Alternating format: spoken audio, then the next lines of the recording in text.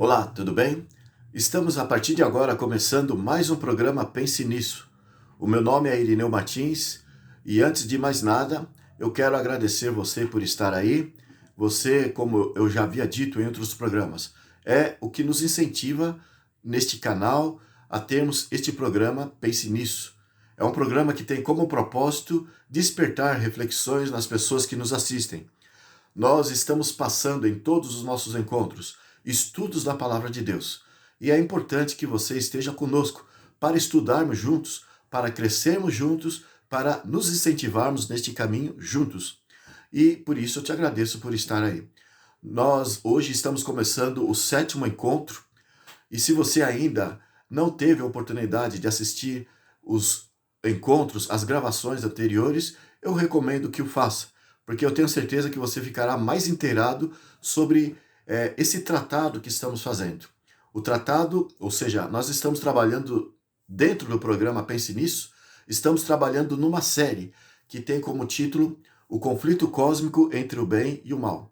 E este 7º encontro que estamos começando agora, evidentemente é uma continuação daquilo que já tratamos nos encontros anteriores. Se você não assistiu, então, recomendo que o faça e aí você vai ficar mais esclarecidos daquilo que nós estamos a puxar, a trabalhar dentro desse tema, o conflito cósmico entre o bem e o mal, ok? Então, aqui está a minha dica para que você possa ter mais informações para dar sequência também nos programas de hoje e os que virão posteriormente.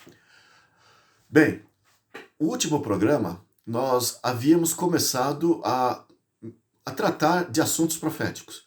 Mencionamos o que está em Daniel 2. E hoje nós vamos trabalhar em Daniel capítulo 7. Eu lembro que no primeiro encontro, o programa de estreia, que nós abrimos a nossa programação Pense Nisso, nós explicamos o porquê usaremos a Bíblia. E nós havíamos argumentado que muitas pessoas laicas aí fora, eles, ao meditar nas coisas por aí, por não terem muita inclinação para o lado espiritual, eles não se detêm à Bíblia, não reconhecem a Bíblia como sendo a palavra de Deus e rejeitam muito as religiões, né, no seu geral. Mas essas pessoas a quem me refiro, eles chegam a admitir que de fato Deus existe, porque ao observarem, através de estudos, através de pesquisas e análises, ao observarem a natureza inteligente que existe, tudo na natureza é inteligente. A conclusão lógica que chegaram sobre isso é de que existe realmente um poder inteligente que criou e mantém todas as coisas. E é nesse sentido que muitos desses que são, na verdade, a maioria são pessoas intelectuais, eruditos, pessoas acadêmicas, a maioria dessas pessoas preferem rejeitar as religiões e a Bíblia como sendo a palavra de Deus, mas admitem que existe um poder criador e mantenedor de todas as coisas. Nós havíamos dito isso no programa de estreia, no primeiro encontro que tivemos. O fato é que essas pessoas pensam em Deus como se fosse aquele relojoeiro. O relojoeiro que fabrica o relógio, dá a corda no relógio e encosta o relógio, deixando ele trabalhar por si mesmo. Assim, muitos acreditam que há um Deus que realmente criou todas as coisas, mas estabeleceu regras para que tudo funcionasse por si mesmo. E nós começamos a nossa programação explicando que não é assim. A própria natureza que prova que há uma inteligência por detrás de todas as coisas criadas, ela mesma está dizendo que esse Deus que criou todas as coisas é um Deus de amor, é um Deus detalhista, é um Deus que se preocupa desde as maiores até as menores e as mais delicadas coisas criadas por ele. E nós havíamos dito isso no primeiro encontro. E daí nós começamos, no próximo encontro, no segundo encontro, a trabalhar na série sobre o conflito cósmico entre o bem e o mal.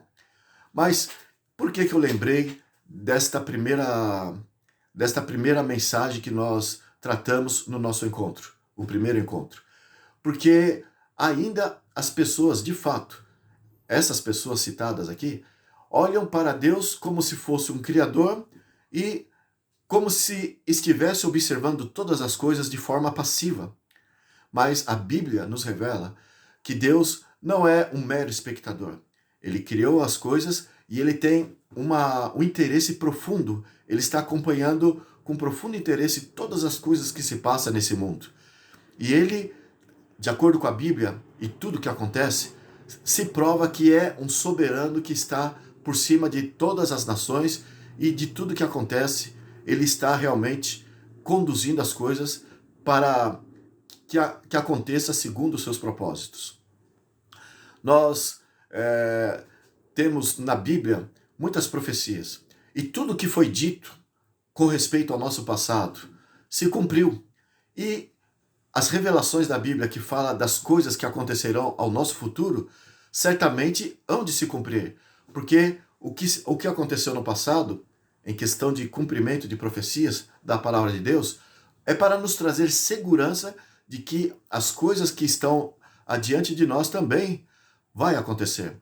E nós precisamos firmar a nossa fé na palavra de Deus, porque Deus é exato, Deus é absoluto e Deus, através da Bíblia, procura nos iluminar o caminho. Ele não espera que os seus filhos vivam às escuras, sem saber o que fazer e para onde ir. Agora, por que Deus espera que nossa fé esteja alicerçada nas profecias de uma forma especial? De acordo com a Bíblia, por exemplo, Amós 3, verso 7, e outros textos na Bíblia, provam que Deus espera que nós venhamos nos ancorar em questão de fé naquilo que as profecias estão a nos dizer. E por que isso? Nós já havíamos dito no programa anterior. O propósito disso, da parte de Deus, é que nós possamos ser alcançados por Deus, o nosso coração ser alcançado por Deus, por intermédio do nosso intelecto. É através da razão que nós realmente vamos formar uma verdadeira ligação com Deus. O nosso coração, evidentemente, será atingido, mas o processo é da razão para o coração, e não ao inverso disso. Deus espera, então, ganhar a cada um de nós através do nosso intelecto. O fato é que as profecias, para nós, as profecias escatológicas, trabalham de tal maneira, nos orienta de tal forma, que quanto mais nós estudamos esse tipo de conteúdo, esse tipo de mensagens proféticas do tempo do fim, mais nós ficamos admirados para com Deus. E a Bíblia nos fala com respeito a um que Satanás usaria na terra para ser um agente especial dele.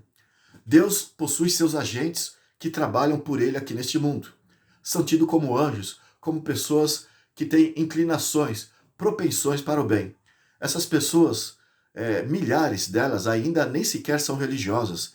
Algumas delas são até ateias, estão voltadas para o ateísmo, mas por falta de oportunidade. E, na verdade, tudo tem o seu tempo certo. Mas existem pessoas boas que trabalham para Deus. Mas também existem pessoas boas que Satanás se utiliza, que trabalha para o inimigo. E, na verdade, o que nós temos que fazer? Nós temos que buscar alicerçar a nossa fé naquilo que Deus orienta, para que nós não fiquemos confusos sobre quem é de Deus e quem é do inimigo. E a profecia, então, de uma forma especial para o tempo do fim, esclarece realmente, através das orientações que nós encontramos, esclarece realmente quem são aqueles que parecem ouro, mas no fundo não passa de bijuteria.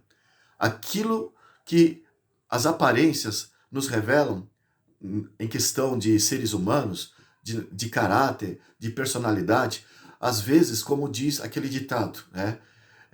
Nem tudo que reluz é ouro. E a Bíblia está para nos esclarecer a respeito daqueles que trabalham para Satanás.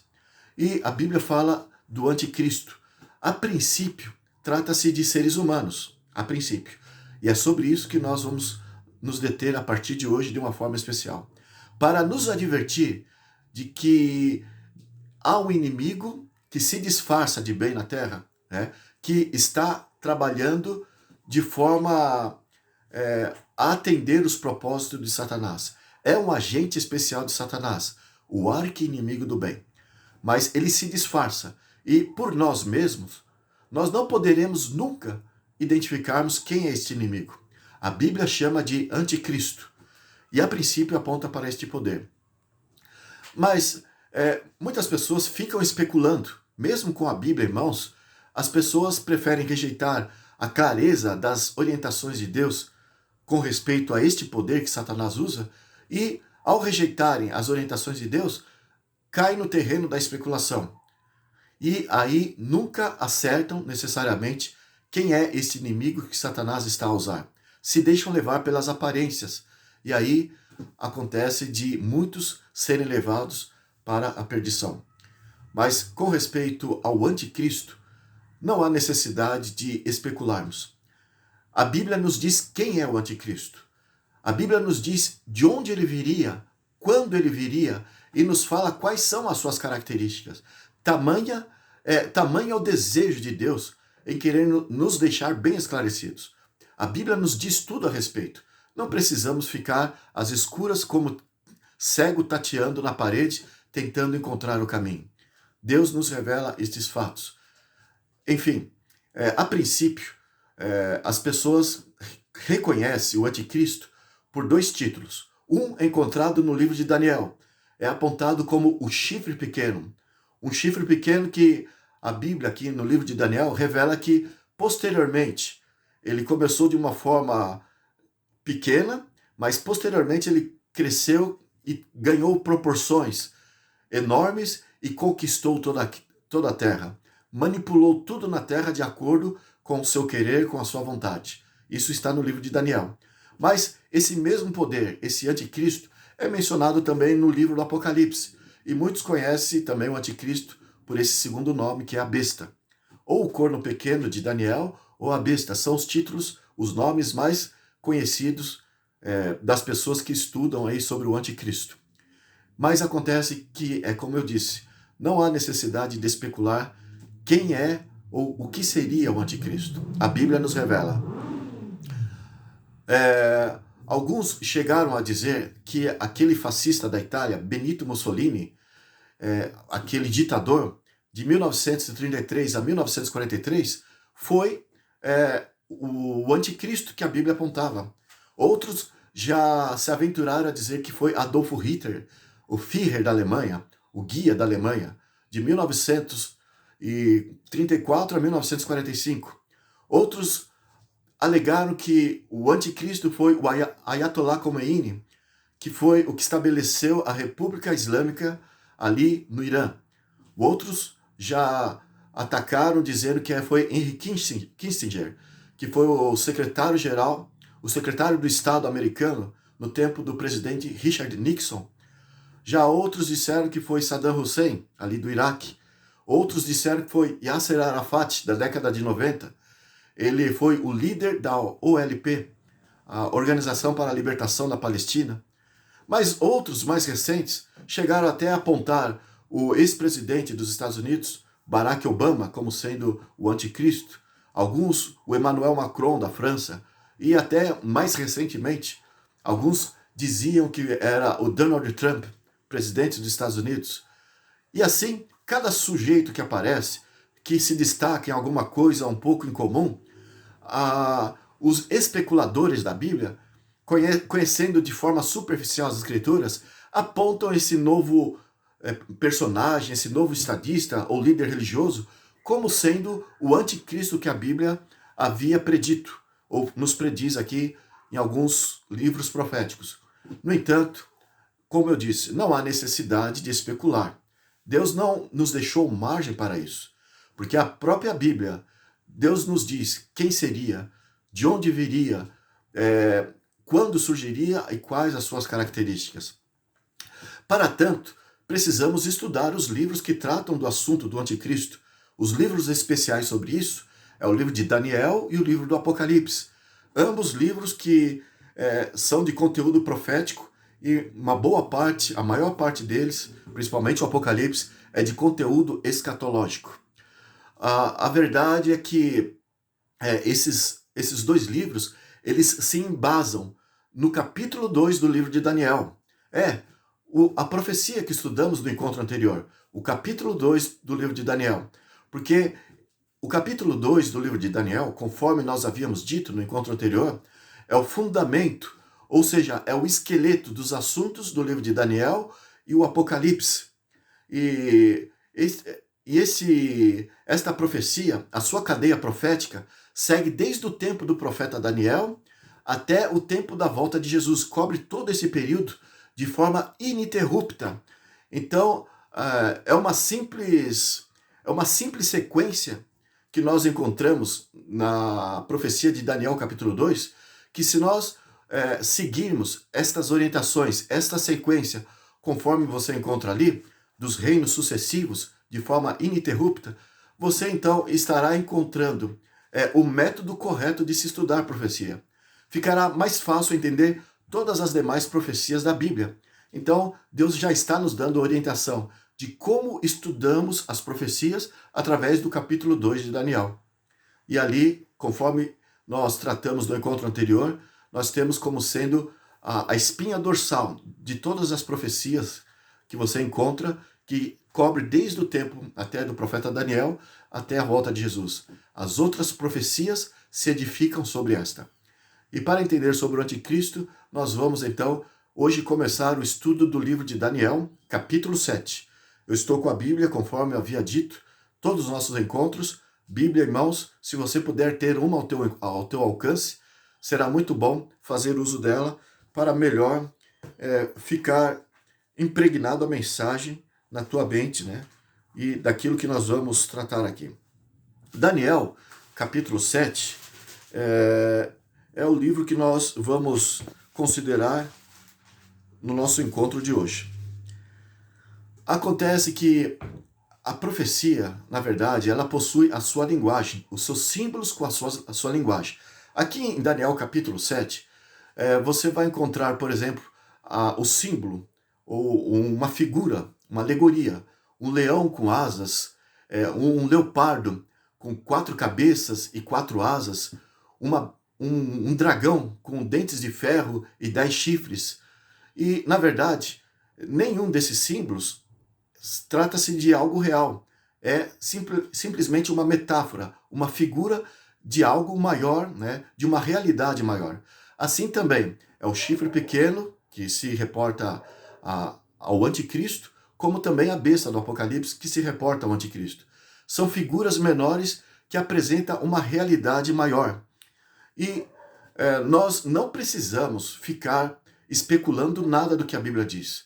E segundo Pedro, no capítulo 1, dos versos 19 ao verso 21, ali está dizendo: nenhuma profecia da palavra de Deus, por parte de Deus, é de particular interpretação. Então, Deus não deixou o homem para ficar especulando. Colocou as suas orientações, os seus símbolos, as figuras e as dicas aqui para que o homem, por si mesmo, revelasse aquilo que ele pensa que é. O próprio Deus colocou símbolos, figuras e nos dá orientações do significado daquelas figuras. Para entendermos, então, os significados daqueles símbolos, dessas figuras, por exemplo, que eu citei aqui, e nós vamos considerar aqui em Daniel 7, você precisa fazer uma pesquisa na Bíblia. Se você não encontra a resposta nos versos que rodeiam aquele verso que está citando a profecia, você vai encontrar em outros capítulos do mesmo livro. Se você não encontra a resposta em outros capítulos, você vai encontrar a resposta ou a chave daquela figura, daquele símbolo, você encontra em outros livros da Bíblia, mas está na Bíblia. E o método de se entender, de estudar a Bíblia para realmente entender o que ela está a dizer, está ali. Eu já havia citado nos encontros anteriores. Em Isaías capítulo 28, os versos 10 e 13. Ali diz assim: a palavra do Senhor lhe será regra sobre regra, um pouco aqui e um pouco ali. Em outras palavras, comparando texto com contexto. E quando você encontra os mesmos assuntos sendo tratados em lugares diferentes, você vai ver uma explicação de um verso em relação ao outro verso. E assim você vai montar o quebra-cabeça. E nós vamos ver as figuras que aqui no livro de Daniel nós encontramos e os seus significados, ok? Então, em outras palavras, o livro de Daniel, o capítulo 7, a profecia de Daniel capítulo 7, na verdade, um paralelo do que está lá em Daniel capítulo 2. É uma repetição do capítulo 2 de Daniel, só que com informações adicionais. Há acréscimos de informações aqui que não foi dito ali em Daniel capítulo 2. Ali só foi o esqueleto, a armação daquilo que outras profecias irão montar em cima daquilo que está em Daniel capítulo 2. Vamos então analisar o que é que em Daniel 7 nos informa que acrescenta ao que está lá em Daniel 2, conforme estudamos no último encontro que tivemos. Então vamos lá. Daniel capítulo 7. Vamos ver aqui os seus símbolos. Conforme nós vamos lendo, nós vamos identificar o que significa. Diz assim, verso 1 em diante. No primeiro ano de Belsazzar, rei da Babilônia, teve Daniel um sonho e visões ante seus olhos, quando estava no seu leito, e escreveu logo o sonho, e relatou a suma de todas as coisas. O verso 2. Falou Daniel e disse, eu estava olhando durante a minha visão da noite, e eis que 4 ventos do céu agitavam o mar grande. Então temos aqui já 3 pontos para identificarmos. Primeiro, o número 4. 4 ventos do céu. Então, o primeiro a analisar aqui o que significa é uma profecia. E a profecia tem significados, são símbolos que têm uma explicação mais realista, uma explicação que dá sentido para algo maior. Então tem o número 4. E nós vamos analisar o que significa. E também temos ventos. Vamos analisar o que significa. E o mar. E Daniel, então, ele viu o mar sendo agitado pelos ventos que vinham dos 4 cantos. O que significa, então, esses acontecimentos? O que Daniel teve no seu sonho, ou sua visão, conforme ele relatou aqui em Daniel 7, é o mar que representa povos, multidões, porque mar é uma constituição de águas, e representa povos e multidões. E ele sendo agitado pelo vento, representa comoções, os povos ou as multidões entrando em conflito. E vamos analisar isso olhando para Isaías capítulo 17. Lá para trás de Daniel, você encontra o livro de Isaías, o capítulo 17, os versos 12 e 13. Vamos ler assim, 17, 12 e 13.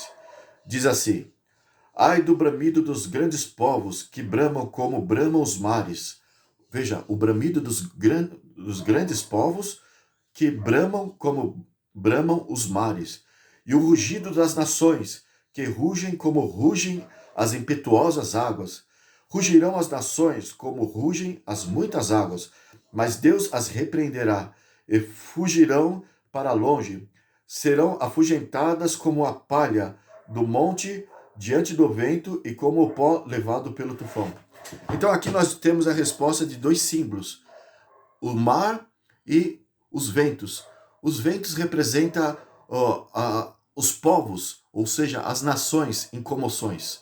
Vamos ver isso ainda lá no livro de Jeremias, capítulo 51. Jeremias, capítulo 51, diz assim, a partir do verso 1. Assim diz o Senhor, eis que levantarei um vento destruidor contra a Babilônia, contra os habitantes em Leb-Camai. O verso 2. Enviarei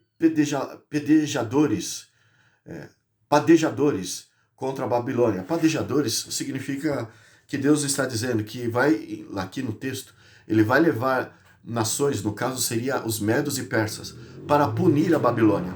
E ela será sacudida como alguém que enfia a pá debaixo do trigo e sacode o trigo, jogando o trigo para cima. E assim é uma maneira de Deus dizer o que ele fará contra a Babilônia. Ele está se referindo aos povos vindo da Média e da Pérsia. E assim diz, o verso 2, vou ler novamente. Enviarei padejadores contra a Babilônia, que a padejarão e despojarão a sua terra, porque virão contra ela em redor do dia da calamidade. E está falando de conflitos armados. O verso 3. O flecheiro arme o seu arco o que faz contra o que faz com o seu e contra o que presume da sua couraça. Não poupeis os seus jovens, destruí de todo o seu exército. Enfim, se você ler desde o verso 1, conforme eu li, até o verso 11, você vai perceber que os ventos que Deus está se referindo aqui são exércitos, são intrigas e comoções. Apocalipse capítulo 17, verso 15, também fala de águas. Águas representa multidões, povos, nações e línguas. E nós começamos a leitura de Daniel 7, aqui falando do que Daniel havia sonhado, havia visto em visão. Ele viu o mar, dos 4 cantos do mar, um vento tempestuoso, né? E estava agitando ali o mar. Agora, o que significa o número 4? O 4 significa o total, o globo na sua inteireza. Porque Deus, ele tem uma visão macro. E aqui temos uma lição para nós. A tendência do ser humano é ser muito mesquinho. Ele olha coisas superficiais, coisas banais, frívolas, e fica olhando miudezas aqui e ali na esquina, do lado, do vizinho. E olha, por exemplo, dá atenção às notícias de televisão, de coisas que acontecem com a política do país, e até briga por causa disso, vê notícias de violência que acontecem na esquina, ali no bar, coisas que são miudezas, que na verdade acontece e vai aumentar mais e mais, e acontece em todos os lugares, principalmente no nosso país, do jeito que a política conduz as coisas. O fato é que o que Deus ensina para nós, devemos considerar. Deus ensina que nós devemos focar a nossa atenção de forma muito mais ampla do que isso. De um modo macro, de um modo mais globalizado. E assim, Deus foca as coisas e espera que nós acompanhemos, através daquilo que ele relatou na Bíblia, aquilo que ele está a focar, aquilo que ele está a evidenciar. E aqui ele está mostrando o que acontece nos reinos do mundo, a começar desde o tempo do profeta Daniel. E, conforme ele disse assim, falou Daniel e disse, Daniel 7, verso 2, eu estava olhando durante a minha visão da noite, e eis que 4 ventos do céu agitavam o mar grande. Então já vimos que mar significa povos, multidões, nações e línguas, e vento estava agitando, as nações estavam se envolvendo em comoções, em intrigas, e o número 4 representa a globalização, o total. Né? Você encontra isso lá em Mateus 24, verso 31, quando ali fala de Jesus, que Jesus, na sua vinda, ele vai enviar os seus anjos para que recolha os salvos dos 4 cantos da terra. Veja, a Bíblia costuma nos apontar o número 4, fazendo uma referência ao mundo na sua totalidade. E assim a visão de Deus, a globalização, o que acontece no mundo. Que deixemos de olhar mesquinhez, coisas banais, coisas que acontecem aqui e ali, que realmente nos deixa mais irritados, mais preocupados, mais ansiosos, e vamos olhar para aquilo que Deus ensinou-nos a olhar. As coisas que estão acontecendo no mundo que tem a ver com o cumprimento das profecias preditas por Deus. Em Apocalipse 7, verso 1 e 2, aqueles que saíram para selar, o povo de Deus que deveria ser selado, que é mencionado ali, dos versos 1 ao 3, o povo de Deus que deve ser selado no mundo todo, ali fala que foi dado a ordem para os anjos que estão segurando os ventos dos 4 cantos da terra. Os 4 ventos do céu, os 4 cantos da terra. Norte, sul, leste, oeste. A globalização. Então o número 4 envolve intrigas, no caso de ventos, ventos nos mares, e o número 4 envolvido, intrigas em questões globais, em questão mundial. E aqui Daniel já mostrou esse detalhe para nós considerarmos para a nossa vida. E o que ele viu ali? Verso 3. Quanto aos animais grandes, diferentes, um dos outros subiam do mar. Ele viu então 4 animais subindo do mar, e de forma sucessiva. E Deus chamou a atenção para esta realidade. O que significa esses animais que subiram do mar? Significando que eles subiram com base em conflitos armados, com base em guerra. E o verso 4 então vai descrever o primeiro animal que ele viu subir. O primeiro animal, o primeiro era como leão e tinha asas de águia. Enquanto eu olhava, foram-lhe arrancadas as asas e foi levantado da terra e posto em 2 pés como homens. Ele foi dada uma mente de homem. Um leão que foi visto, o primeiro animal que saiu do mar, ou seja, o primeiro poder que ele viu sair é um animal que ele descreveu como um leão, semelhante a um leão. E esse leão possuía asas. E de repente este leão, depois que ele se levantou com a sua imponência, com a sua glória, ele, depois de um certo tempo, foi colocado em pé como um homem e foi-lhe dado a mente de homem. O que significa isso? Bem, na verdade, a Bíblia já nos revela, nós não precisamos adivinhar, não precisamos ficar especulando, né? E muito menos precisamos recorrer aos livros de história, porque a Bíblia nos traz informações muito claras a respeito. Lá em Daniel capítulo 2, o primeiro reino que foi destacado ali é uma estátua que representava os metais, a estátua constituída de vários metais, uma estátua que cada parte dela representava um reino. E nós vimos isso no encontro anterior. A cabeça era de um metal precioso, o ouro, e representava o reino da Babilônia. E Daniel disse isso em Daniel 2, versos 37 e 38, que representava aquele reino. E Nabucodonosor era um representante daquele reino. E aqui nós estamos vendo, na verdade, uma repetição daquela profecia. E veja, ele viu 4 animais saindo do mar. E aqui o primeiro é um leão. Mas vamos identificar aqui o que significa esses animais.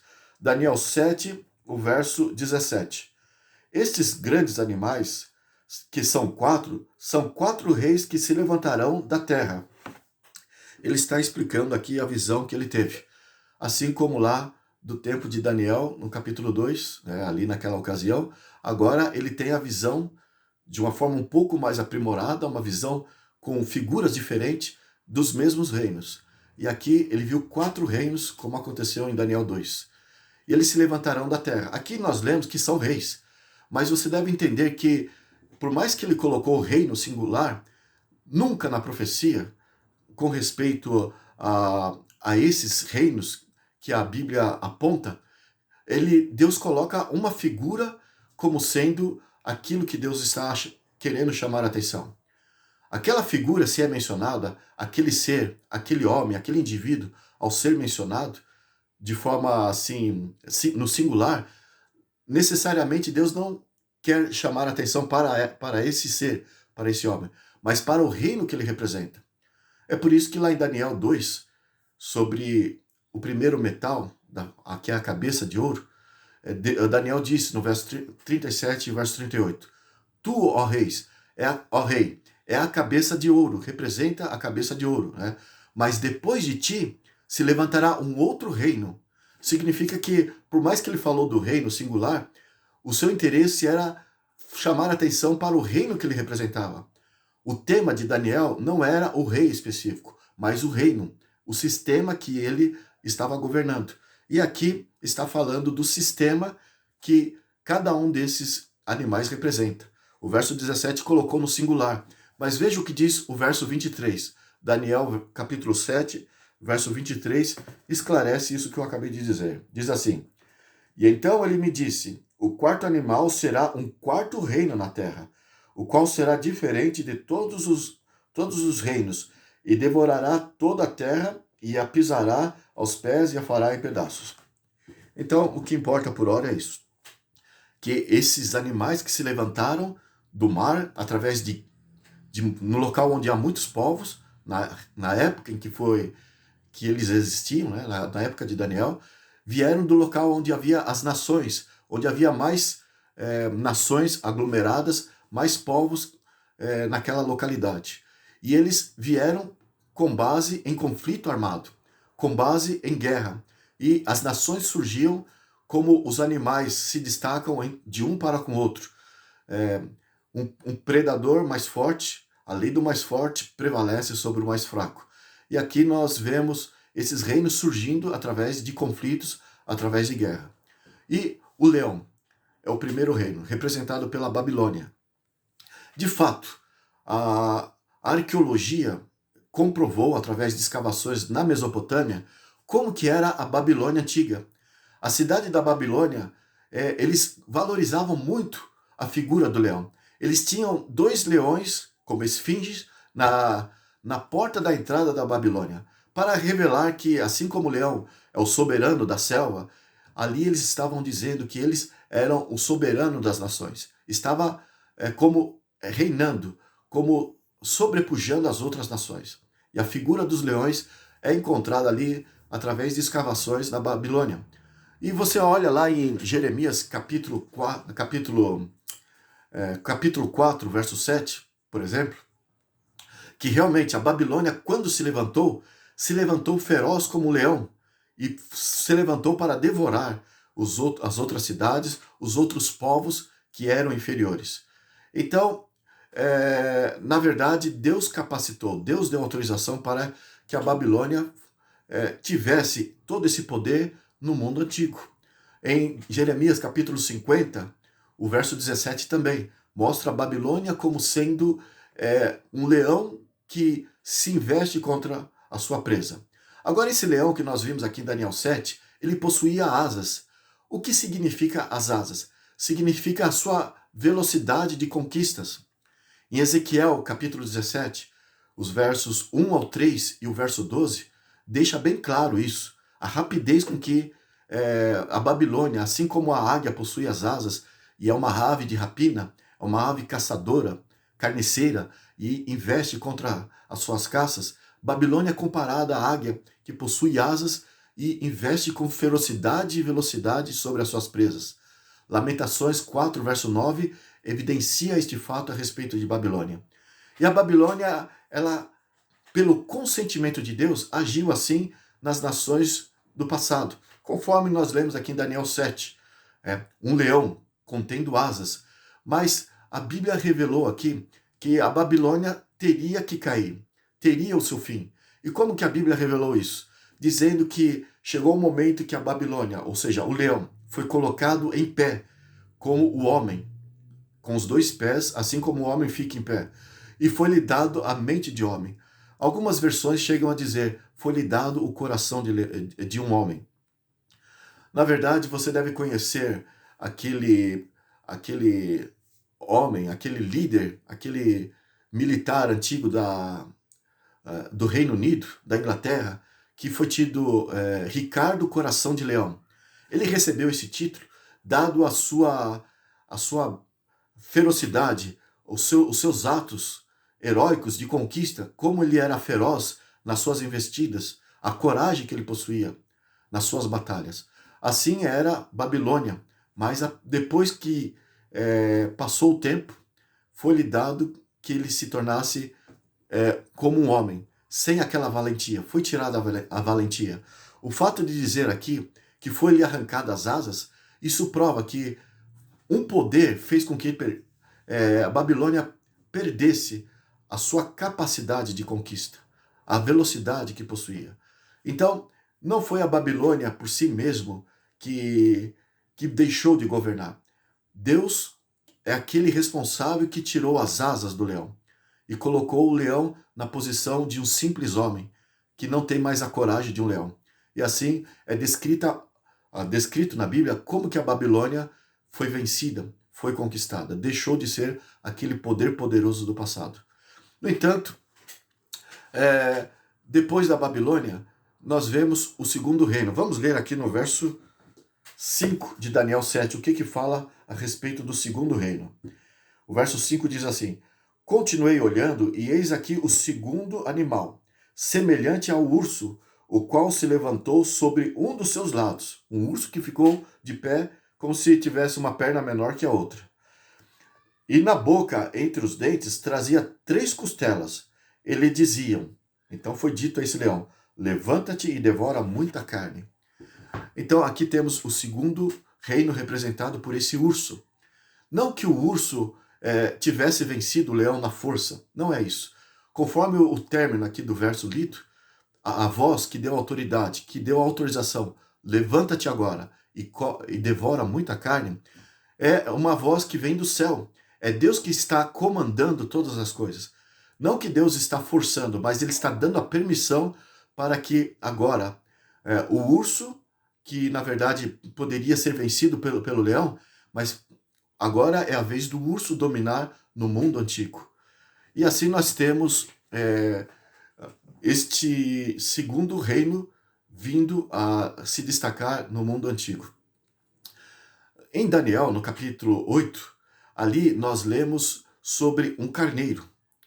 E esse carneiro é um paralelo aqui deste mesmo reino. Faz uma referência ao que está em Daniel 8. O carneiro citado ali trata-se também do mesmo reino citado aqui representado pelo urso, aqui no capítulo 7. Só que lá no capítulo 8 fala que esse carneiro possuía 2 chifres, um maior do que o outro. E lá em Daniel 8 fala que o chifre maior veio depois daquele que era tido como chifre menor. E o que isso representa?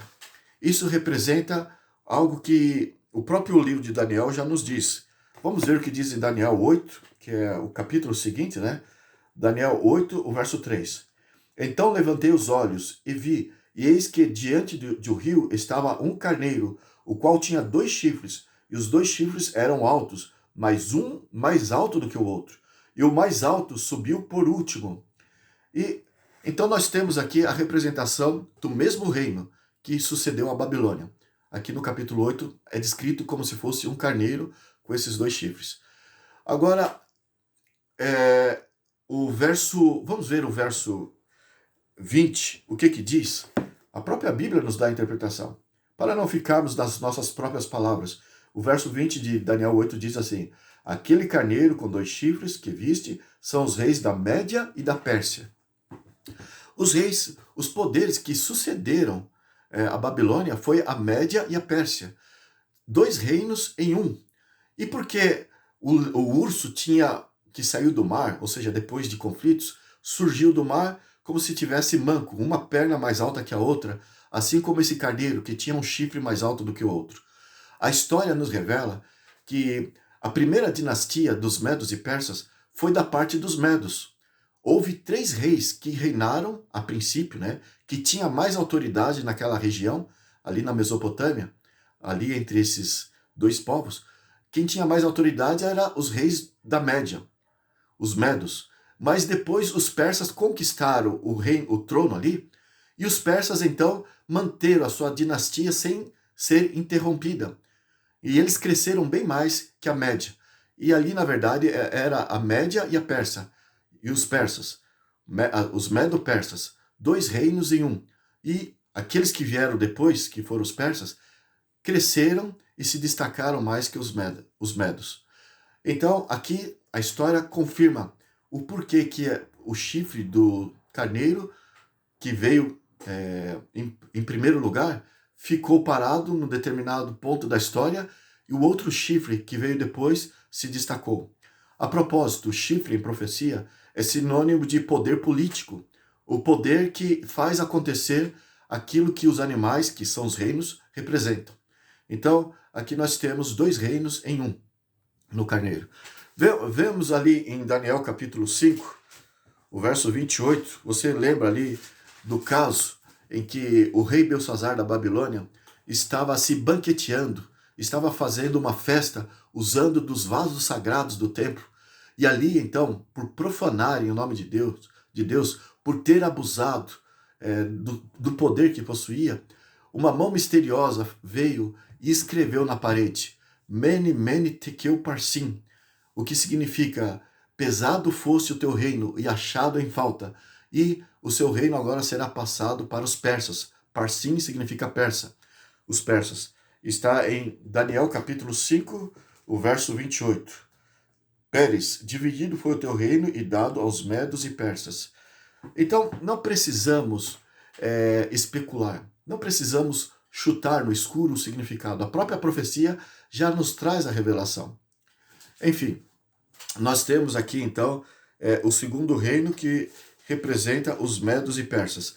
As 3 costelas que estavam na boca do urso representam as 3 últimas províncias conquistadas pelos persas para dominar toda aquela região.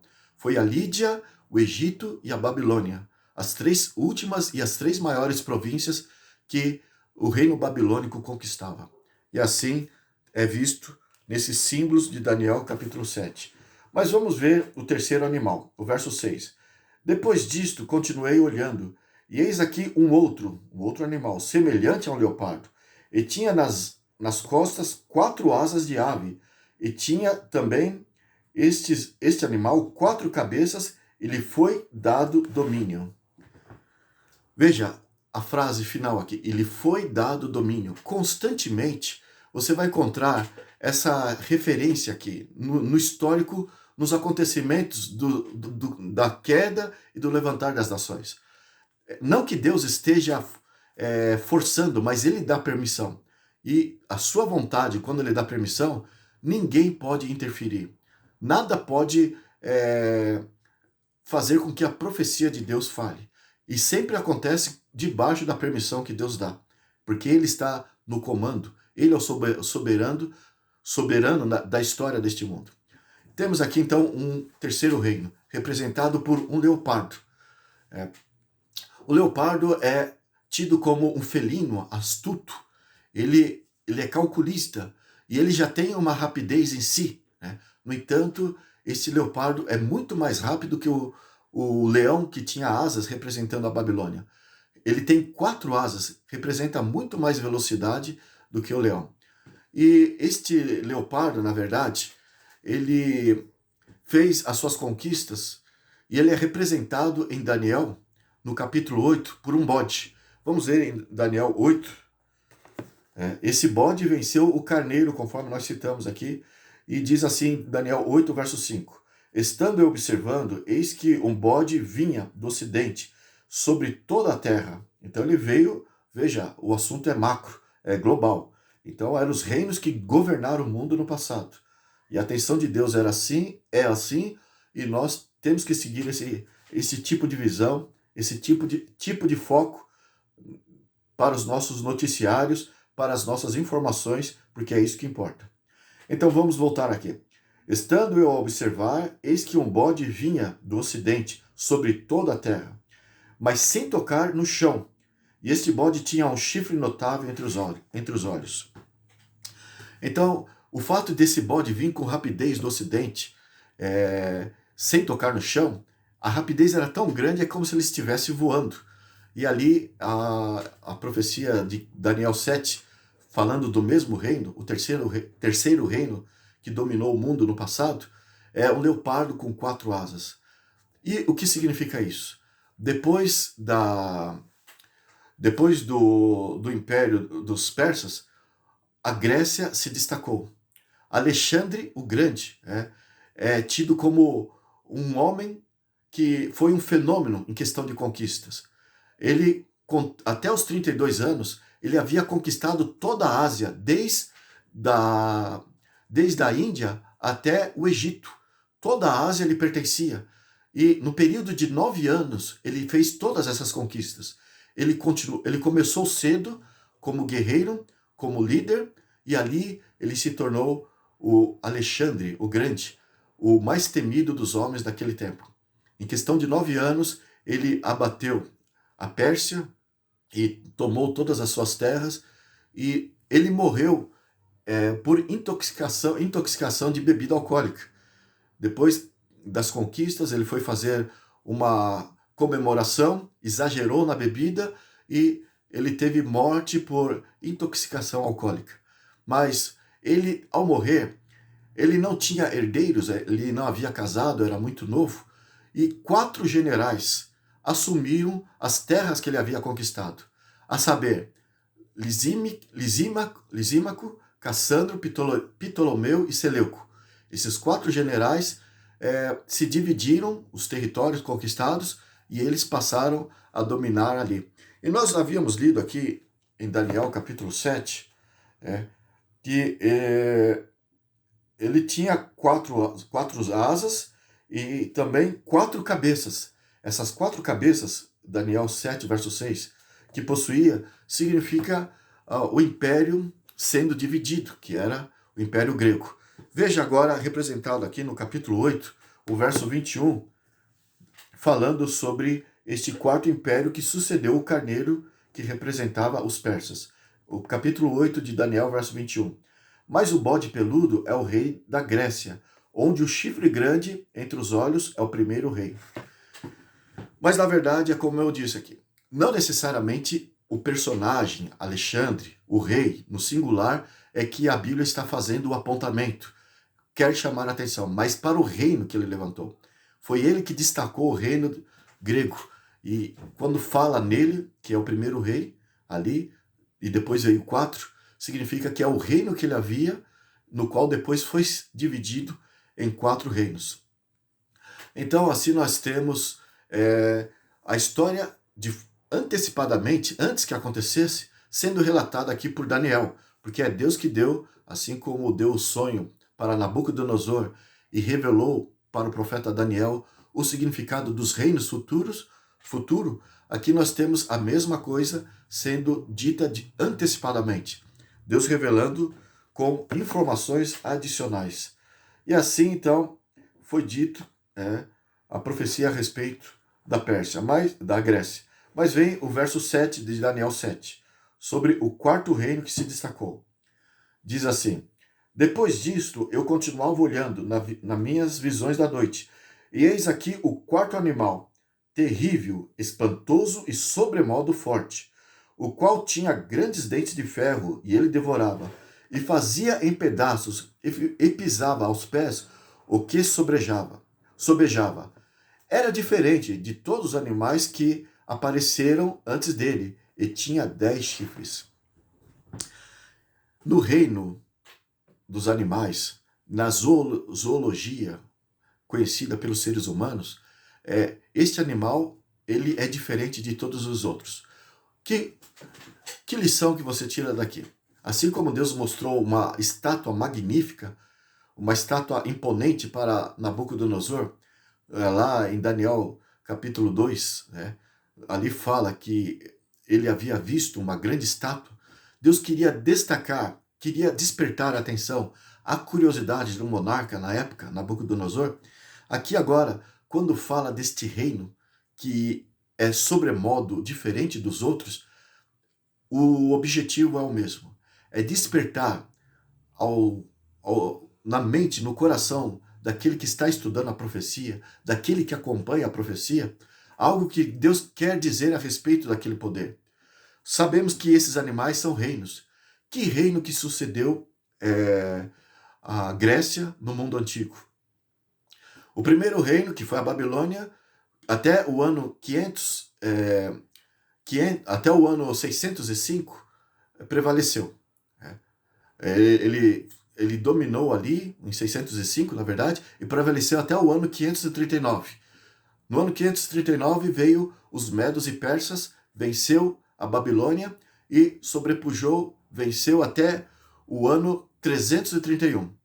Aí, depois da Pérsia, em 331, veio a Grécia. De 331 até o ano 168 antes de Cristo, os anos antes de Cristo eles entram em retrocesso. Eles vão descendo, entrando numa numeração decadente. Então, no ano 168 a.C., veio o reino que venceu a Grécia. Os romanos, o reino romano, o Império Romano. E aqui é descrito como um animal. Por que Deus procura chamar a atenção deste poder? Você lembra que lá no sonho de Nabucodonosor, as pernas de ferro, e seguiu até os dedos, os pés da estátua, o ferro depois, no tempo do fim, é misturado com barro. Mas a informação é que o Império Romano, representado pelo ferro ali na estátua, ele continua até o tempo do fim, até o tempo em que vem uma rocha que é lançada do céu sem auxílio de mãos e fere os pés da estátua, que é no tempo do fim, e esmiuça todos os reinos. Então, o que é importante extrairmos aqui é que o ferro que representa o Império Romano, o lado civil de Roma, estaria presente até o tempo do fim. aqueles imperadores que desejavam conquistar o mundo, de ser reconhecido como divindade na terra, de estabelecer normas e excluir todos os deuses que, fora eles, os imperadores, não deveria haver outros deuses para os povos, eles deveriam ser reverenciados como sendo uma divindade. Enfim, aquele mesmo sentimento que predominou entre os Césares no Império Romano deveria predominar até o tempo do fim. Mas nós vimos no encontro anterior que haveria uma coisa diferente no tempo do fim. Uma mescla entre o barro do oleiro, representando não só os reinos frágeis, os reinos mais fracos, como também representando o barro do oleiro, o lado religioso. Então deveria haver uma mescla efêmera, uma certa ligação que, na verdade, é uma ligação ilícita entre religião e Estado. E aqui a Bíblia procura nos apontar para este fato e fala deste reino romano na figura de um animal terrível e espantoso. E ele é repetido ali no Apocalipse, onde você vê esse animal que tem dentes de ferro e 10 chifres. Em Daniel, em Apocalipse capítulo 12, fala daquele poder, que é o poder romano, que perseguiu Jesus. E ele é descrito como sendo, em Apocalipse 12, como sendo um grande dragão. O dragão, na verdade, é uma figura mitológica. Não é um animal que você encontra no zoológico. Não existe no reino animal na vida real. É só numa imagem de mitos, mas é para descrever o terror, o pior dos animais que devora e destrói e provoca pavor. Assim, o Império Romano, lá em Apocalipse 12, que perseguiu Jesus, é descrito como sendo o dragão. E por incrível que pareça, o dragão é uma figura na qual Satanás é descrito como sendo o meio pelo qual ele administra os reinos deste mundo. Ali em Daniel, em Apocalipse capítulo 12, fala que o dragão desceu do céu para perseguir a mulher que estava para dar à luz. Eu não vou ler aqui, senão nosso tempo acaba terminando e nós não conseguiremos concluir. Mas o dragão desceu do céu para perseguir a mulher que estava para dar à luz. E nós explicamos isso no encontro anterior, nesses encontros que fizemos. A mulher representando o povo de Deus, o povo de Israel no passado, que da sua linhagem viria uma semente e sairia este filho que iria esmagar a cabeça da serpente. Foi isso que tratamos no encontro anterior ou antes do último que tratamos. O fato é que nós temos o dragão como uma figura representativa do próprio Satanás, o arqui-inimigo de Deus. Apocalipse 12, dos versos 7 ao 9, enfatiza isso de uma forma muito clara. Mas esta mesma imagem se coloca no Império Romano. E por que isso? Nós vamos analisar este fato a partir do próximo encontro. A partir do próximo encontro é que os assuntos vão tendo realmente sentido nessas nossas programações. Porque o que importa, na verdade, não é os acontecimentos que ocorreram no passado. Nós temos trazido os nossos assuntos desde os acontecimentos de outrora, desde o tempo da eternidade, quando havia apenas o Pai, o Filho, o Espírito Santo, e planejaram fazer todas as coisas. Nós trouxemos o assunto do conflito cósmico entre o bem e o mal, desde essas origens, e o tratado do passado, nós temos falado aqui, para preparar o teu coração para aquilo que agora vamos tratar realmente a partir do próximo encontro, no 8º encontro que tivemos. Isso aqui foi só uma preparação. Nós paramos aqui no quarto reino que se destacou, que é tido como um animal, que possui dentes de ferro, assim como as pernas de ferro da estátua, representando o Império Romano. Aqui já na figura do animal, ele possui os dentes de ferro e possui 10 chifres. Vamos começar a trabalhar no significado desses chifres a partir do próximo encontro. E tudo isso é imperioso você saber. É muito importante, porque Deus ele está querendo despertar a sua curiosidade para o anticristo, que é a figura que Satanás usa para poder fazer cumprir os seus propósitos como inimigo de Deus. Então, ele está usando uma figura. E assim, Deus está querendo descortinar o invisível e nos revelar quem é o instrumento que ele está a usar. Não devemos nos deixar levar pela aparência, por aquilo que o nosso coração diz. Em Jeremias 17, verso 5 diz que enganoso é o nosso coração e desesperadamente corrupto, quem poderá conhecê-lo? Então não devemos deixar levar pelas nossas emoções. A Bíblia está aqui para revelar os fatos. E se você é uma pessoa que ama a verdade, pode até doer quando descobrir certas coisas que a Bíblia nos revela. No entanto, é para a tua salvação. E se você ama a verdade, se você prioriza a verdade, então você, por mais que se sinta ferido, que se sinta triste pela informação que você vai receber a partir dos próximos encontros, no entanto, por amar a verdade, você vai abraçar a verdade que vai ser passada a você e você vai agradecer, porque é o que vai te livrar da morte, dos enganos de Satanás. Satanás está usando um poder na terra que nós chamamos de anticristo e Deus está querendo nos revelar quem é este poder. Então, por ora, nós temos visto como que Deus, ele mesmo, vai explicando as profecias que ele nos deu para que nós não venhamos a especular. E Deus, ele opera através dos seus ministros, dos seus anjos. Nós vimos, por exemplo, lá em Daniel, no capítulo 4, que Deus enviou um vigilante para fazer com que Nabucodonosor, lá no capítulo 2 de Daniel, ele ficasse como louco. Nabucodonosor, aquele monarca do capítulo 2. Ele perdeu o seu sentido, a sua razão. E foi um ser enviado por Deus, e ali em Daniel chama de vigilante. E depois de 7 anos, Deus fez com que esse mesmo vigilante, este ser, viesse do céu e recobrasse a consciência de Nabucodonosor. Este vigilante, foi um vigilante que escreveu na parede a escrita misteriosa, Mene, Mene, Tekel, Parsi. Pesado foste o teu reino e achado em falta, e será dado agora aos persas. Foi a mão de um vigilante que escreveu ali. Então, o que significa um vigilante? Significa os anjos. E é mencionado esses anjos pelo título de vigilantes no livro de Daniel. Deus opera nos reinos do mundo através dos seus anjos. E ele está fazendo cumprir todos os seus desejos. E vamos pegar essas informações, estar preparado para as próximas que virão. Por hora, nós ficamos por aqui. Você está conheceu hoje sobre os 4 reinos do passado que dão seguimento aos tempos de hoje, representado pelo Império Romano. Tanto no último encontro como nesse, nós firmamos isso de acordo com a palavra de Deus. E vamos confirmar mais ainda o que isso significa, a ponto de Deus querer chamar a nossa atenção para este Império Romano.